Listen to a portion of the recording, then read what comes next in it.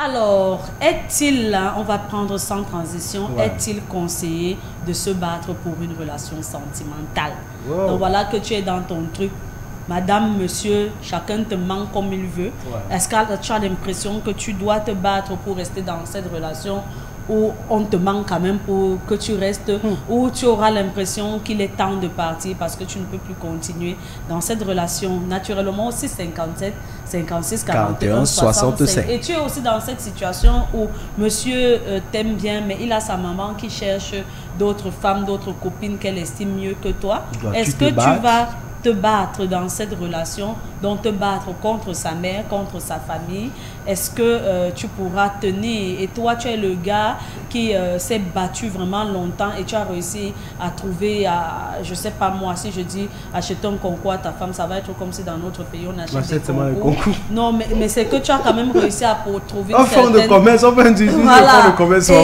Et à la fin, tu as l'impression que ce n'est pas ton niveau. Est-ce que tu vas te battre pour cet amour que tu as tellement nourri, que tu as grandi? Si 57, 56, 41, 65, on va commencer par donner la parole à la voix. La voix qui vit quand même des situations. Un battant, hein? Oui. Un battant. Ouais, Thor, Hercule, David. Peter.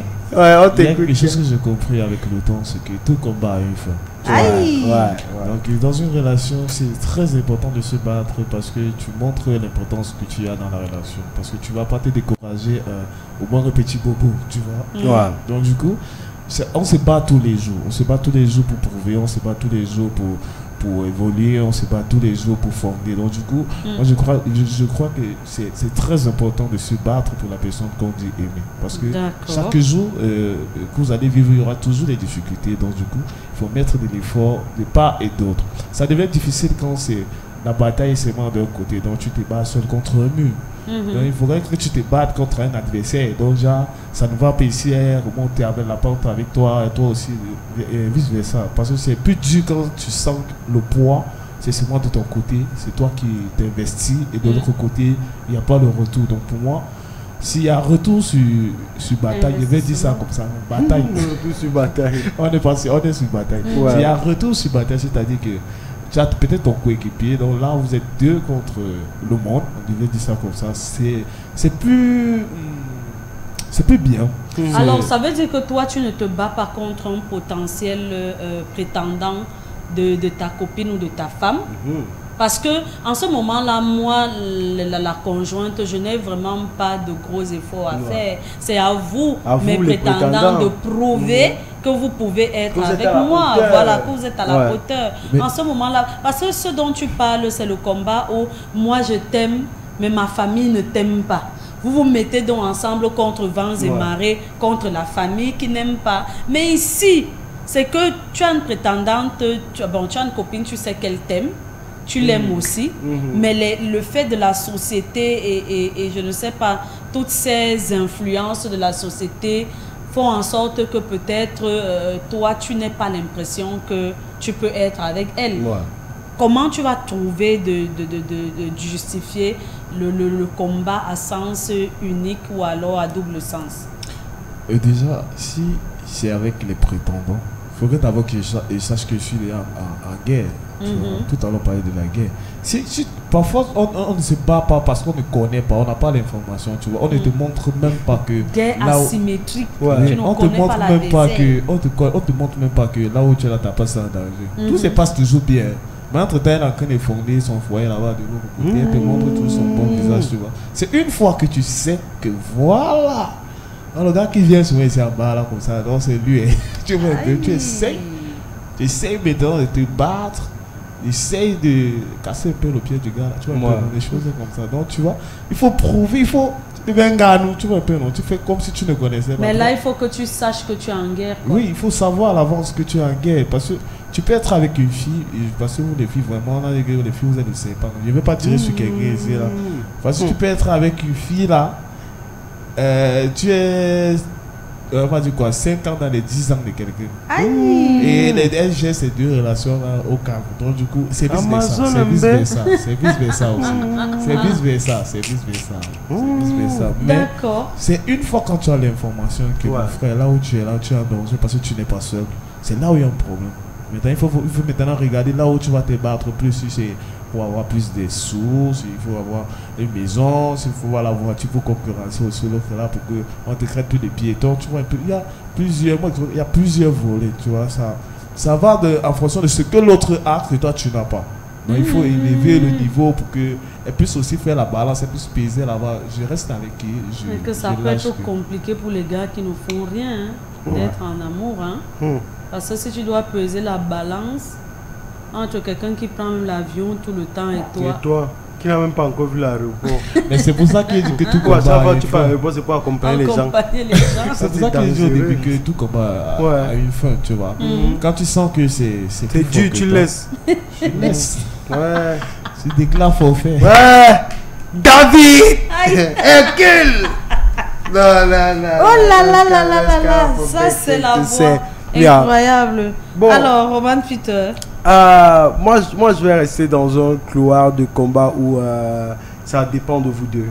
Tu sais, parfois on se met en couple parce qu'au départ il y a le coup de foudre, au départ il y a l'amour fou, au départ on a des projets, au départ on essaie de dessiner un avenir où on pense pouvoir se sentir à l'aise l'un comme l'autre dans cet avenir.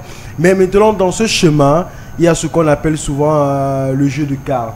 Un jeu de cartes où parfois les phases finissent par tomber, on se rend compte que l'autre a des qualités et des défauts. Et forcément, il faut essayer à faire avec ses qualités et ses défauts. Et à un certain niveau, on arrive au point d'incompréhension. Moi, je peux comprendre tes défauts et tes qualités, toi, tu ne comprends pas les miennes. Mais maintenant, si je veux que notre relation perdure, si je veux que notre relation parte loin, est-ce que je dois continuer à bagarrer pour calmer peut-être mes défauts ou changer mes défauts ou faire en sorte que tu puisses comprendre mes défauts? Moi je vais dire c'est un truc 50-50, tout comme la voix disait, mais moi je suis 50-50 sur la longueur. Je vais pas passer toute ma vie à me battre pour quelqu'un. Ok, c'est si peut-être à un certain niveau je me rends compte que moi je mène une bataille et la personne ne comprend pas, honnêtement je vais dire que ça vaut pas la peine de bagarrer pour quelqu'un qui n'arrive pas à comprendre l'effort que tu mènes dans ce combat. Donc je peux avoir une copine, elle-même, elle c'est une bonne personne, elle est peut-être égoïste, elle pense uniquement à elle-même et tout, et maintenant de l'autre côté son égoïsme fait en sorte qu'elle trouve en moi des points négatifs que moi-même je ne comprends pas. Je peux me battre, mais maintenant je veux que quand je me bats là, la personne même dans son égoïsme puisse comprendre que celui-ci, même comme je dis qu'il est, peut-être c'est ce qui n'est pas, mais c'est moi l'homme qui sait que je ne suis pas ça, mais elle ne le sait pas. Elle est convaincue que tu es ça. Mais ça, il faut maintenant démontrer. Voilà, que tu n'es pas. Et pourtant, tu ne l'es même pas d'abord de base. Mais maintenant, je veux que, même si je ne le suis pas de base, j'accepte ce combat pour le bien de la relation. Reconnais au moins sur mes efforts. Quand tu reconnais ces efforts-là, laisse-moi te dire que je peux me battre toute la vie. Mais si c'est le genre que moi, je fais des efforts et à chaque fois, tu ne fais que minimiser. Imagine, tu aménages avec un gars, Mrs. Marie. Mais est-ce que c'est possible quand même que toi, tu ne reconnaisses pas une faute, mais tu te bats pour arranger la faute? Ouais. Sérieux? Oui, non, ça arrive. Ah bon? Oui. Je fais comment si c'est que tu me traites d'égoïste alors que je ne suis pas égoïste et je dois me battre à te prouver que je suis pas égoïste? Je suis pas sur le cas. Je prends un cas basique. Imagine un monsieur qui travaille de 7h à 18h et qui après le boulot peut peut-être traîner avec un ami, deux amis, peut-être sur la route en train de marcher pour rentrer et arrive chez lui peut-être à 21h. Maintenant sa femme trouve qu'il ne passe pas assez de temps avec sa famille, qu'il passe plus de temps dehors et tout. Pourtant lui, tu vois, en réalité ne passe pas assez de temps dehors. C'est vrai, non? Non, est-ce qu'il passe assez de temps dehors? Tu peux au travail à non, quand on dit passer le temps dehors, on ne compte pas le boulot. Généralement quand une femme te tape sur les personnes qui passent assez de temps dehors, c'est parce que tu bois, parce que tu es avec tes amis, parce que tu pars de restaurant. Mais quand tu finis à 18h, elle rentre aussi, non? Mais je suis en train de rentrer, mais je suis avec mon ami, on a le droit de causer. Maintenant, je peux causer avec mon ami 18h, 19h, 20h, 21h. Mais je travaille avec mon ami un jour. Non. Mon ami, il est moins de lui-même, sa femme ne l'attend pas. C'est donc ça que nous tous sommes marches pour aller. Non. Elle doit prendre la moto. Ce n'est pas possible. Non. This is the problem of women. On doit prendre la moto, il rentre chez lui. Qu'est-ce qu'il y a que tous les jours, mon mari sort le matin, on se voit le matin, peut-être s'il prend le petit déjeuner, parce qu'il faut aussi dire qu'il y a des hommes qui n'en prennent même pas. Donc tu n'as même pas vraiment le temps temps de t'occuper de lui comme il faut. C'est seulement au moment où il faut rentrer. Imagine qu'on veut y instaurer le fait d'être à table tous les soirs. Et que toi, c'est à 21h, 21h30 que monsieur s'amène. Les enfants dorment à quelle heure? Ils te voient à quelle heure? Vous passez un peu de temps à quelle heure? Parce que toi, tu vas dire que tu marchais avec ton collègue, comme vous causez trop. Vous parlez de quoi? Vous parlez de quoi? Ton travail finit à 18h, 19h ou plus tard, tu dois être à la maison. Parce que tu dois voir tes enfants, monsieur. Tu dois causer un peu avec eux, jouer un peu avec eux. Ils doivent... Tu dois sentir que tu es père. Que tu rentres comme ça, les enfants rentrent, papa, papa. Pas que tu rentres là, tu joues le grand, tu ouvres leur chambre, tu les vois endormis. Le matin, vroup, tu es encore déjà dehors le premier. J'apprête les enfants, ils te voient à quelle heure. Mais je vais te faire de sérieux problèmes. Tu vas me dire la fiche et que tu fais d'abord un tour avant de rentrer à la maison. Parce que ma tête ne va pas concevoir que tu rentres, tu passes la journée plus de temps avec un collègue et qu'au moment de rentrer, tu prennes encore du plaisir à marcher avec ton collègue, peut-être même partager un pot. Et nous dans tout ça. Je n'ai que plus de 3 heures de temps avec lui. Mais vous êtes au bureau ensemble. Peut-être à midi même, vous partez. Moi, voici avec toi. Moi, voici avec toi. 22h, 23h. Non, non, non, non, non. Non, non, on n'est pas éveillé, monsieur. On n'est pas éveillé. Tu es obligé de dormir. Je suis devenu quoi? Non, alors tu me laisses tranquille. Ah bon? Non, sérieux, donc tu me laisses tranquille. Jamais. Si les enfants ont envie de me voir, ils attendent à 21h. Ils dorment à quelle heure leur croissance va être mise en jeu parce que toi, tu es irresponsable. Non, est-ce que c'est question d'irresponsable? Oui, c'est question. Je cherche sur le plan quotidien. Avec ton collègue avec qui vous marchez. Mais nous ne rentrons qu'en ça. Non, non, non, qu'il prenne la moto, il prenne son chemin. Parce que tu vas même voir comme ça, le collègue n'a même la qualité qu'en réalité, il vit seul. Et toi qui es déjà en couple, il veut te faire savoir que non, parce qu'un homme qui a sa femme qui attend à la maison, il ne marche pas avec le collègue en rentrant. Il va te dire que, gars, la femme, si elle a posé son truc sur la table, si je ne rentre pas là. Bon, en fait, un homme va toujours te montrer que, gars, il y a un danger là-bas à la maison. Même quand il doit rentrer le soir et qu'on lui propose à manger dehors, il va te dire que je goûte un peu, hein, parce que ce qui m'attend là, il doit rentrer manger chez lui, la nourriture que sa femme a préparée. Il doit voir ses enfants avant de dormir. Pour les gens qui ont les boulots comme pour nous là. Parce que maintenant, ton père maintenant peut être ministre. Je n'en disconviens pas. Excusez-moi d'utiliser les gros termes. Tu vois, ton père peut être ministre. Mais on sait que même dans ce cadre-là, ils ont des périodes. C'est-à-dire que aujourd'hui, monsieur peut arriver au boulot à 10h parce que c'est quand même lui le ministre. Ça veut dire que quand on se lève le matin pour apprêter les enfants, on a toujours un petit bébé qui dérange, avec qui on peut jouer là au moins. Maintenant, quand les enfants partent à l'école, monsieur le ministre peut rester donner un bon coup à sa femme avant d'aller au bureau. On sent qu'il a pris le temps de mettre celle-ci à l'aise au moins pour la journée. Là maintenant, quand il rentre à 2h, parce qu'il a trouvé une pile de dossiers, il a trouvé des ceci, on sait, il rentre souvent très tard, ces gens-là. Tu ne peux plus vraiment lui en vouloir, parce qu'il n'est pas sorti le matin de chez lui comme s'il fuyait. Mais si c'est que tu sors très tôt, tu rentres très tard. Non, non, non, tu vas me trouver devant ton bureau. Le truc, c'est donc que Mrs. Marie qui sait, je ne suis pas ministre.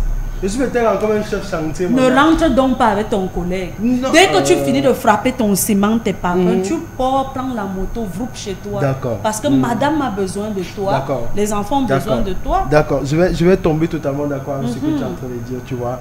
Mais moi, je veux juste te faire comprendre. Non, laissons le côté, tu as gagné. C'est bon, je vote pour toi 100%. Tu sais un peu. NPC, oye. Maintenant, je repars juste dans un contexte où on revient sur les défauts.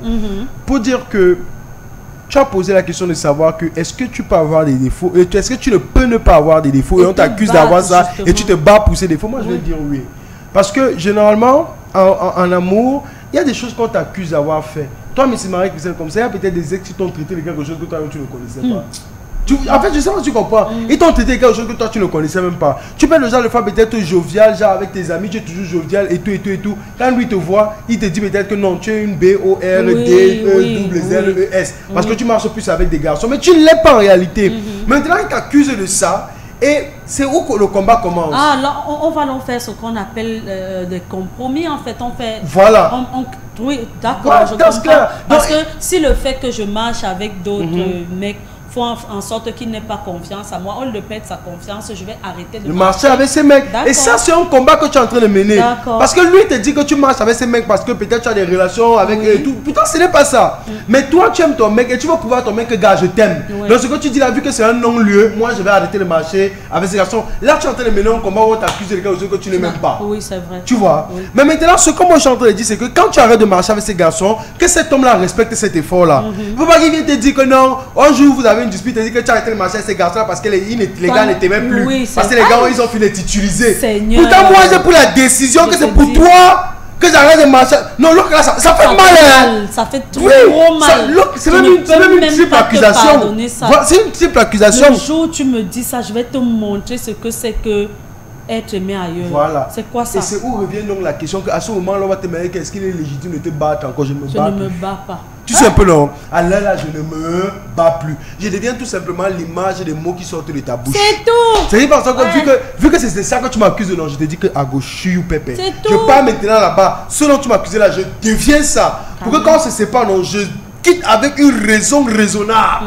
Que au moins, si on m'a accusé de ceci, je suis sorti de là. Parce que parfois, ça fait mal quand tu accuses. Et bizarrement, tu quittes une relation avec le cœur brisé en étant même non coupable. L'autre là, ça fait encore mal. Mais j'ai vécu ça.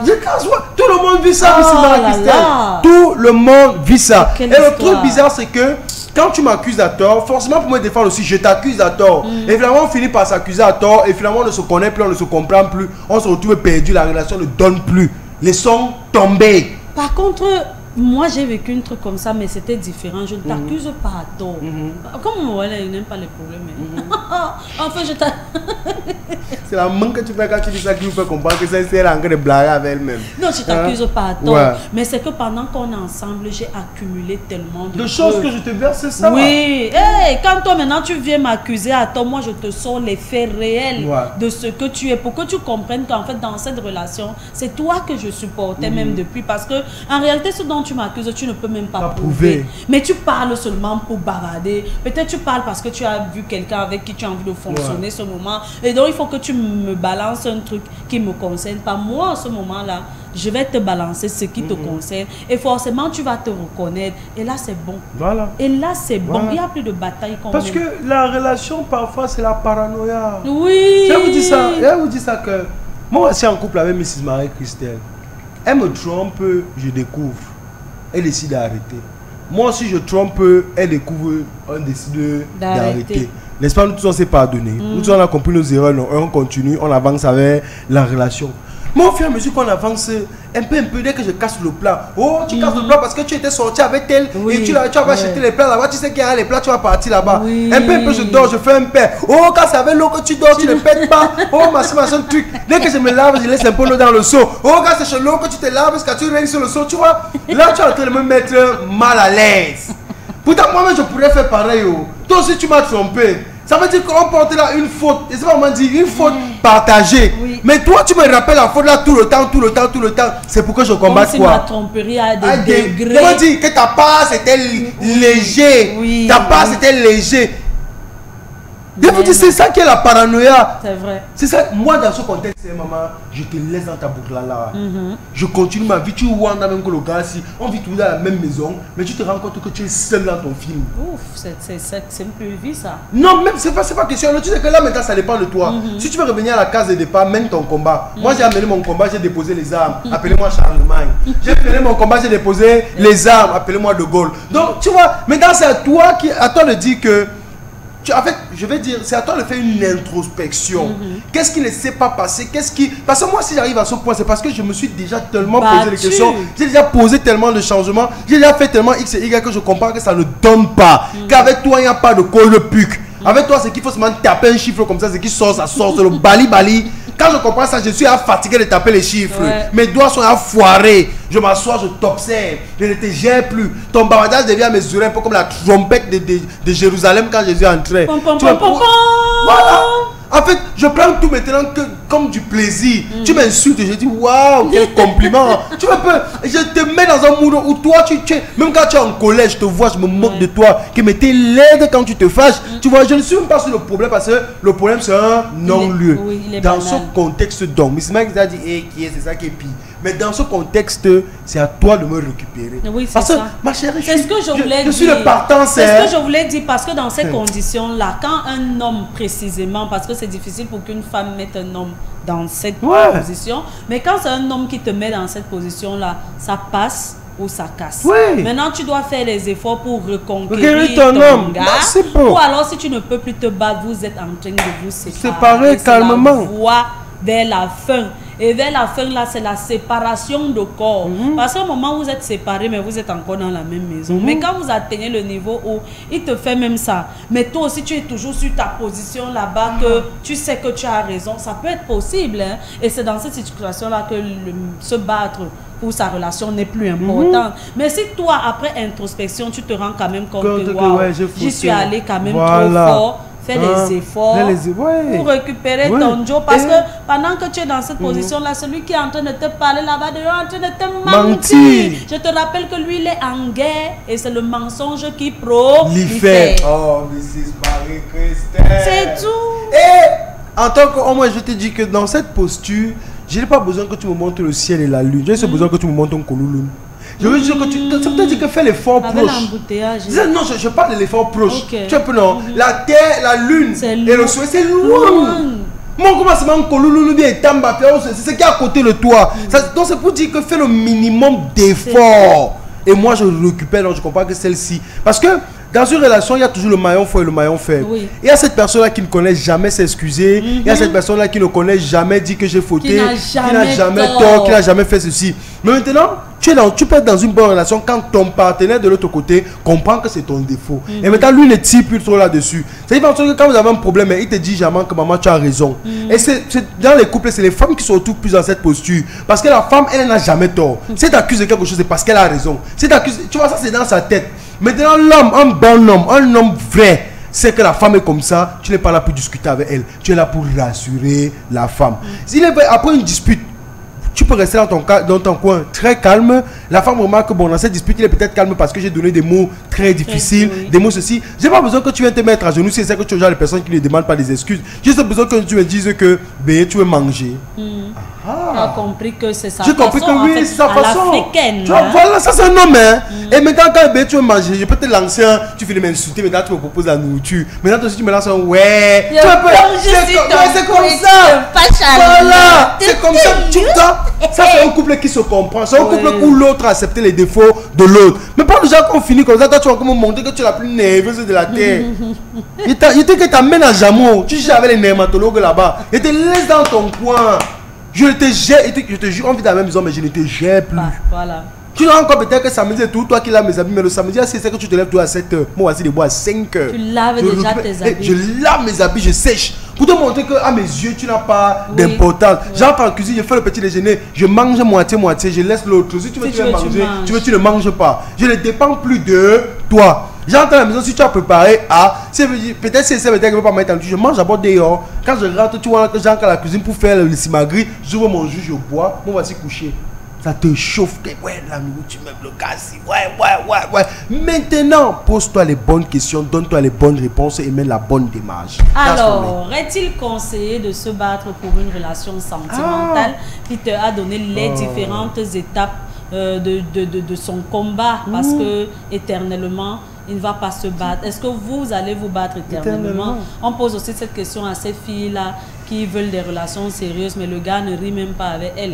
Donc du coup, est-ce que vous continuez de vous battre dans ces relations? Si 57, 56, 41, 65, vous allez dire que Marie-Christelle et toi-même, qu'en est-il? Ça, c'est la question. Moi, je ne me bats plus. Je me suis battue pour une relation qui a tenu à peu près 11 ans ou 12. Après cette relation-là, je ne me bats plus.